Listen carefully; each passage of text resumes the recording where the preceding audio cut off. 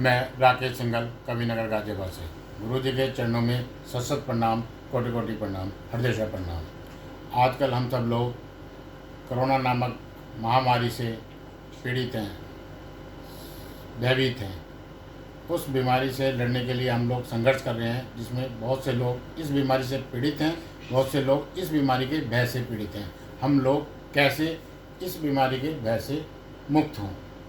एक क्वेश्चन गुरुजी और है मेरा कि मन क्या है और इसके मन के पार कैसे जाया जा सकता है। ध्यान कुछ समय से मैं ध्यान कर रहा हूँ, लगातार ध्यान करते करते मेरी आंखों से पानी आ रहा है।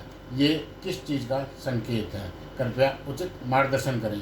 धन्यवाद। राकेश सिंघल जी, कोरोना महामारी और इस महामारी के भय के निवारण के संबंध में विस्तार से पिछले कार्यक्रमों में चर्चा की जा चुकी है और ये सारी चर्चा विस्तार से YouTube पर उपलब्ध है। आप बड़ी आसानी से YouTube पर जाकर इसे सुन सकते हैं, अच्छी तरह समझ सकते हैं और उसका लाभ उठा सकते हैं। आपके प्रश्न का दूसरा आयाम है मन क्या है, मन से परे कैसे जाया जा सकता है।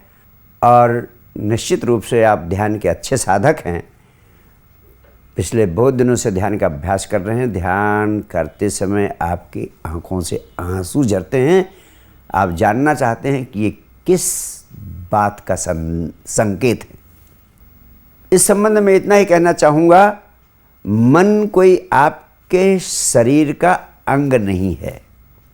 मन को हम अंग्रेजी में कहते हैं माइंड, और mind is not an unit of your body, it is only functioning of your brain. आपके मस्तिष्क क्रियाशीलता का नाम मन। दूसरे शब्दों में कहूँ, आपके मस्तिष्क में विचार निरंतर उठते रहते हैं। विचारों के समूह को ही मन कहते हैं। जैसे वृक्षों के समूह को कहते हैं वन, वैसे विचारों के समूह को कहते हैं मन। और ये मन ही है जो तरह तरह के विचारों के माध्यम से तरह तरह के जाल आपकी ज़िंदगी में बुनता है। और ये तरह तरह के मन के जाल, विचारों के जाल, तरह तरह की समस्याएं आपकी ज़िंदगी में पैदा करते हैं। और मैं दूसरे शब्दों में कहूँ, अध्यात्म के वैज्ञानिकों ने कहा मन माया तो एक है। माया और मन एक ही है। ये मन ही माया को निर्मित करता है। मन ही तुम्हारी ज़िंदगी की समस्त समस्याओं को पैदा करता है। इसीलिए मन से परे जाना, उन्मनी अवस्था को उपलब्ध होना, अमनी अवस्था को उपलब्ध होना, achieving a state of no mind or experiencing the state of no mind, that is the ultimate aim of spirituality. यही अध्यात्म का अंतिम लक्ष्य है, कैसे हम मन के जालों से मुक्त हों। और मैं आपसे कहना चाहता हूँ, ध्यान ही एकमात्र प्रक्रिया है जिसके माध्यम से आप मन के जालों से मुक्त हो सकते हैं और मन के जालों से मुक्त होकर ज़िंदगी की सभी समस्याओं से मुक्त हो सकते हैं। ज़िंदगी की समस्याएं हैं अनेक, समाधान है एक, उस समाधान का नाम है ध्यान। और मैं फिर आपसे कहना चाहता हूँ, संजीवनी क्रिया जिसका आप अभ्यास कर रहे हैं, वह 21वीं सदी के व्यक्ति को ध्यान की गहराइयों में पहुंचाने के लिए सबसे सरल और सबसे प्रभावशाली तकनीक है, सबसे प्रभावशाली विधि है।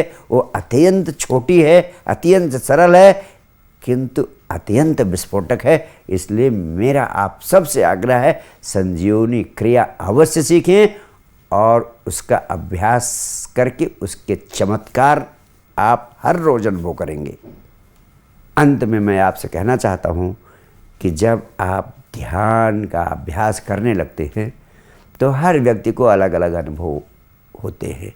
जैसे आपने पूछा है कि ध्यान का अभ्यास करते समय आपके आंसू झरते हैं, तो राकेश जी आप समझ लें कि आपके भीतर जो भी मनोविकार, ग्रंथियाँ दबी हुई पड़ी हैं जन्मों जन्मों से, या इस जन्म में जो तमाम सारी नकारात्मकता आपके भीतर इकट्ठा हो गई है, वह ध्यान का अभ्यास करने से विभिन्न प्रकार से आपके शरीर से बाहर निकलती है।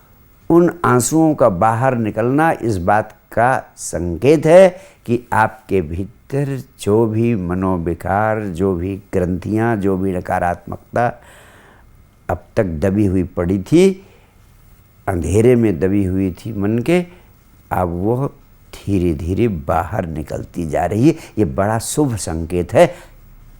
इन आंसुओं का बाहर निकलना आपको अत्यधिक स्वच्छ, शांत और निर्मल करता जाएगा। आप करते जाएं, करते जाएं, करते जाएं, इस उलझन में न पड़ें कि क्या हो रहा है, क्यों हो रहा है, कैसे हो रहा है। ये ध्यान का स्वाभाविक परिणाम है और शुभ संकेत है। आप बधाई के पात्र हैं। धन्यवाद।